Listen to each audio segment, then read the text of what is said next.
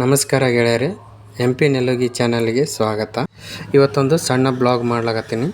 ಏನಪ್ಪ ಅಂದ್ರೆ ಎಣ್ಣೆಗಾಯಿ ಪಲ್ಯ ಮಾಡಿದ್ದು ತೋರಿಸ್ತೀವಿ ಇವತ್ತು ನಿಮಗೆ. ಮಾಡಿರೋದು ರೀತಿ ಹೇಗಿದೆ ಅಂತ ಆಮೇಲೆ ಕಮೆಂಟ್ ಮೂಲಕ ನಮಗೆ ತಿಳಿಸಿ. ಬೇಕಾಗುವ ಸಾಮಗ್ರಿಗಳು: ಬದನೆಕಾಯಿ, ಟೊಮೆಟೊ, ಕರಿಬೇವು, ಶೇಂಗಾ ಪುಡಿ, ಕೊತ್ತಂಬರಿ, ಜೀರಿಗೆ, ಸಾಸಿವೆ ಮತ್ತು ಮಸಾಲೆ ಸಾಮಗ್ರಿಗಳು. ಮೊದಲು ಮಸಾಲೆನ ರೆಡಿ ಮಾಡ್ಕೊಳ್ಳೋಣ. ಮಸಾಲೆನ ರೆಡಿ ಮಾಡ್ಕೊಳ್ಳೋಕ್ಕೆ ಒಂದು ಬೌಲ್ ತೊಗೊಂಡಿದ್ದೀವಿ.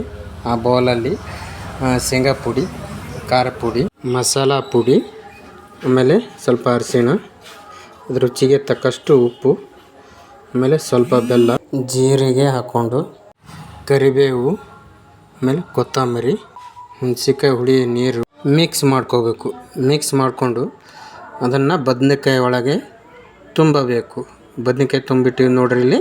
ಇದೆಲ್ಲ ರೆಡಿ ಆದಮೇಲೆ ಒಂದು ಪಾತ್ರೆ ಇಟ್ಕೊಂಡು ಅದಕ್ಕೆ ಸ್ವಲ್ಪ ಎಣ್ಣೆ ಹಾಕ್ಕೊಂಡು ಜೀರಿಗೆ, ಸಾಸಿವೆ ಹಾಕ್ಕೊಂಡು ಫ್ರೈ ಮಾಡಬೇಕು. ಫ್ರೈ ಮಾಡಿದ್ಮೇಲೆ ಕಟ್ ಮಾಡಿದ ಈರುಳ್ಳಿನ ಹಾಕ್ಕೊಂಡು ಮತ್ತೆ ಫ್ರೈ ಮಾಡಬೇಕು.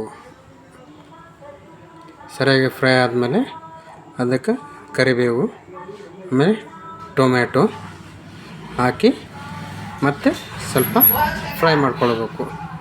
ಸ್ಪೂನಿಂದ ಸರಿಯಾಗಿ ತಿರುಗಿಸ್ಕೋಬೇಕು.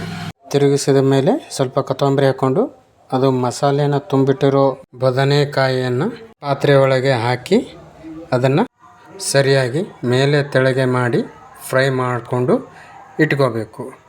ಆಮೇಲೆ ಉಳಿದಿರೋ ಮಸಾಲೆನ ನೀರು ಹಾಕಿ ತಿಳಿ ಮಾಡಿಕೊಂಡು ಎಷ್ಟು ಬೇಕೋ ಅಷ್ಟು ನೀರು ಹಾಕ್ಕೊಂಡು ಅದನ್ನು ಪಾತ್ರೆ ಒಳಗೆ ಹಾಕಿ ಕುದಿಸಿದರೆ ಎಣ್ಣೆಗಾಯಿ ಪಲ್ಯ ರೆಡಿಯಾಗುತ್ತೆ.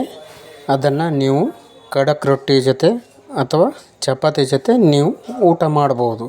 ನಾನು ಈರುಳ್ಳಿ ಮತ್ತು ಸೌತೆಕಾಯಿ ಸಲಾಡ್ ಜೊತೆ ರೆಡಿಯಾಗಿರುವ ಎಣ್ಣೆಗಾಯಿ ಪಲ್ಯ ನನಗಿಷ್ಟ ಅಂಥೇಳಿ ಹೀರೆಕಾಯಿ ಪಲ್ಯ ಮಾಡಿದರು. ಆ ಪಲ್ಯನ ಮತ್ತು ಚಪಾತಿ ಖಡಕ್ ರೊಟ್ಟಿ ತಗೊಂಡು ಮಧ್ಯಾಹ್ನ ಊಟ ಮಾಡಿದ್ದೀನಿ. ಇಷ್ಟು ಹೇಳಿ ನನ್ನ ಇವತ್ತಿನ ಒಂದು ಸಣ್ಣ ಬ್ಲಾಗ್ನ ಕಂಪ್ಲೀಟ್ ಮಾಡ್ತಾಯಿದ್ದೀನಿ. ಎಲ್ಲರಿಗೂ ನಮಸ್ಕಾರಗಳು.